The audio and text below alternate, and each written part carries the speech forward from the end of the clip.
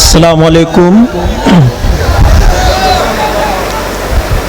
Party को सजाने, संवारने और बनाने में जिन लोगों ने मेहनत की है और आज ये प्रोग्राम रचाया बसाया है, मैं दिल की गहराइयों से उनको मुबारकबाद पेश करना चाहता हूँ। मैं अपने मीडिया अधिकारियों को और प्रशासन के लोगों का भी शुक्रगुजार हूँ कि आप लोग भरपूर हमारा सहयोग कर रहे हैं। मैं अपनी बात शुरू करता हूँ। कहते हैं कि हयात लेके चलो, कायनात लेके चलो, हयात लेके चलो, कायनात लेके चलो, चलो तो सारे जमाने को साथ लेके चलो।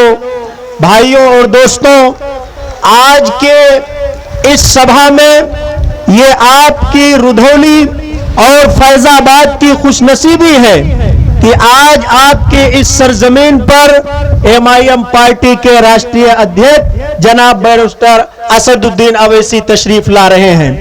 भाइयों और दोस्तों, आपके सामने 2022 का इलेक्शन है और 2022 के इलेक्शन से पहले अगर हम लोग अपनी पिछली राजनीतिक जिंदगियों को देखें तो हम लोग एक वोट बैंक की तरह हमने 20 साल तक समाजवादी पार्टी को, हमने 20 साल तक बहुजन समाज पार्टी को जिताने का काम किया और उनकी सरकार बनाने में हमने सहयोग किया।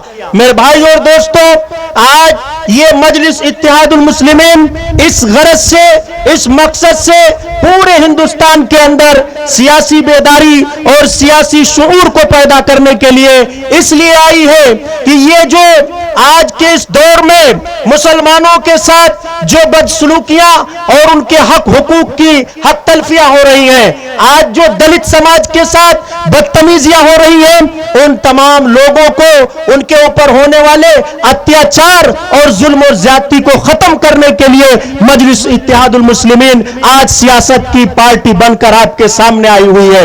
आज आपको जरूरत है कि मजलिस के हाथ को मजबूत करो और इन लोगों का आपने गुलामी बहुत की, आपने बहुत गुलामी की। और मैं एक बात बताऊं कि अगर हिंदुस्तान में सबसे बड़ा अगर कोई सेकुलर है, सबसे बड़ा अगर कोई सेकुलर है तो वह हिंदुस्तान का मुसलमान है, क्योंकि 70 साल तक मुसलमानों ने कांग्रेस को वोट दिया, मुसलमानों ने 4 मरतबा समाजवादी पार्टी की सरकार बनाने में काम किया, मुसलमानों ने बहुजन समाज पार्टी को की सरकार बनाने में हर तरह से मदद किया।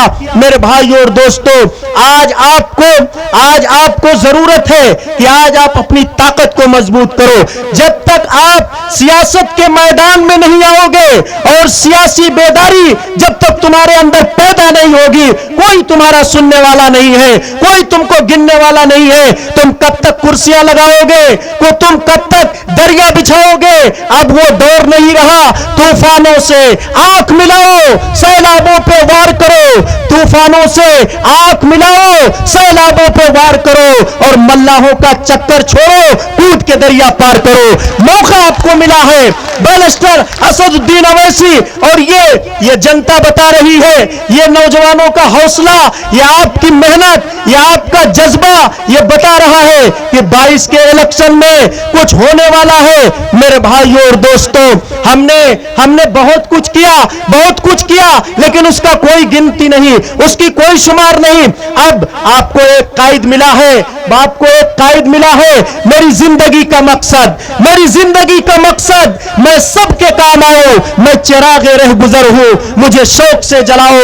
भाइयों और दोस्तों, 2012 के इलेक्शन में समाजवादी पार्टी का जो चुनावी एजेंडा था, उसमें समाजवादी पार्टी ने यह घोषणा किया था कि अगर हमारी सरकार बनी तो हम मुसलमानों को 18% रिजर्वेशन देंगे। लेकिन जब सरकार बनती है और 80%, मैं दावे से कहता हूं 80% मुसलमानों ने समाजवादी पार्टी को सपोर्ट किया था और समाजवादी की जब सरकार बनी आपको आरक्षण नहीं मिला, आपको क्या दिया गया?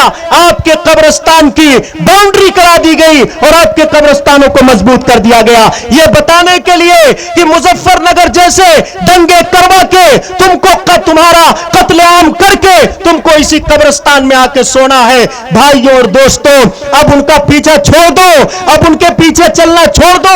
आज वक्त मिला है, आज तुमको एक कायद मिला है, आज तुमको एक रहनुमा मिला है, आज तुमको एक अगुवा मिला है। उसके हाथ को मजबूत करो, उसके हाथ को मजबूत करो। अब भीख मत मांगो, किसी के झोला टांगने का काम मत करो। कुर्सी तुम ही लगाओगे, तुम ही चीफ गेस्ट बनोगे और तुम ही उसके हकदार भी बनोगे। यह हौसला, यह हिम्मत अपने अंदर पैदा करने की जरूरत है। मेरे भाइयों और दोस्तों, अभी समाजवादी पार्टी ने एक घोषणा और किया कि अगर हमारी सरकार आएगी हम ऑटो रिक्शा देंगे। क्या हम लोग ऑटो रिक्शा चलाने के लिए पैदा हुए हैं? क्या हम लोग ऑटो रिक्शा चलाएंगे? नहीं। अब हमारा भी एमएलए अब हमारा भी एमएलए होगा, हमारा भी एमपी होगा और विधानसभा में, लोकसभा में हम भी जाने के हकदार हैं। बाबा साहब भीमराव अंबेडकर ने जो हमको अधिकार दिया, जो संविधान ने हमको अधिकार दिया, आज दलितों के साथ, आज मुसलमानों के साथ, आज पछड़ा वर्ग के साथ उनका जो शोषण हो रहा है, मॉब लिंचिंग के नाम पर दलितों के साथ जो अत्याचार हो रहा है, उनका साथ देने वाला कोई नहीं। आज मजलिस उभर कर आई है, मजलिस उभर कर आई है तुम्हारे हक को दिलाने के लिए। आंखों में आंखें डालकर बात करो, अपने हक को मांगने का काम अब नहीं, अब जो नहीं देगा उससे छीनने का काम करो। यह हौसला तुमको पैदा करना होगा। अब एक हो जाओ। यह भीड़ बताती है, ये चलते हुए काफिले बताते हैं कि मैं अकेला ही चला था जानिबे मंजिल मगर, मैं अकेला ही चला था जानिबे मंजिल मगर, लोग साथ आते गए और कारवां बनता गया।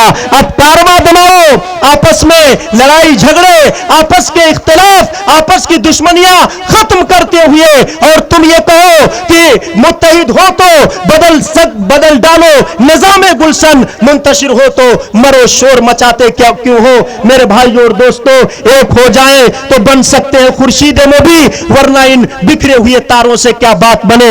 आपको एक सियासी प्लेटफॉर्म पर इकट्ठा होकर और अपनी पार्टी को मजबूत करने का काम करना पड़ेगा। बूथ लेवल पर आप पार्टी को मजबूत कीजिए, गांव लेवल पर आप पार्टी को मजबूत कीजिए। और एमआईएम पार्टी का एक बात और मैं कह दूं, एमआईएम पार्टी का हर वोटर किसी एमपी और किसी एमएलए से कम अहमियत नहीं रखता है। यह एमआईएम पार्टी की खुसूसियत है। आप चाहे नीचे बैठो, आप चाहे ऊपर बैठो, यह आपकी पार्टी है। आप इसके लिए काम करो, आप कुर्सी के लिए काम ना करो, आप ओहदे के लिए काम ना करो, आप पार्टी के लिए काम करो। और जिन्होंने मेहनत किया, वक्त कम है। एक समय था जब भारतीय जनता पार्टी के 2 एमपीज पूरे इंडिया में हुआ करते थे। वो लोग ले लेकर पूरे गांव में, पूरे शहरों में अपनी पार्टी का प्रचार करते थे। इतने कम समय में आपके पास 2 एमपीज हैं, आपके पास एमएलए भी हो गए और आपकी पार्टी राष्ट्रीय स्तर की पार्टी भी बन रही है। यह बड़े खुशी की बात है। किसी पार्टी को हिंदुस्तान की तारीख में इतनी मकबूलियत और इतनी शोहरत और इतनी तेजी के साथ तरक्की नहीं मिली है जितनी तेजी के साथ तरक्की और कामयाबी एमआईएम पार्टी को मिली है। तुम लोग अपने हिम्मत को मजबूत करते हुए मेहनत करते रहो। और मैं आप लोगों से यही कहते हुए अपनी बात खत्म करूंगा कि मैं ये अपनी बात यहां से खत्म करूंगा कि एक हो जाएं तो बन सकते हैं खुर्शीद नबी, वरना इन बिखरे हुए तारों से क्या बात बने। बहुत बहुत शुक्रिया। जय भीम, जय मीम, एमआईएम पार्टी जिंदाबाद। अस्सलाम वालेकुम।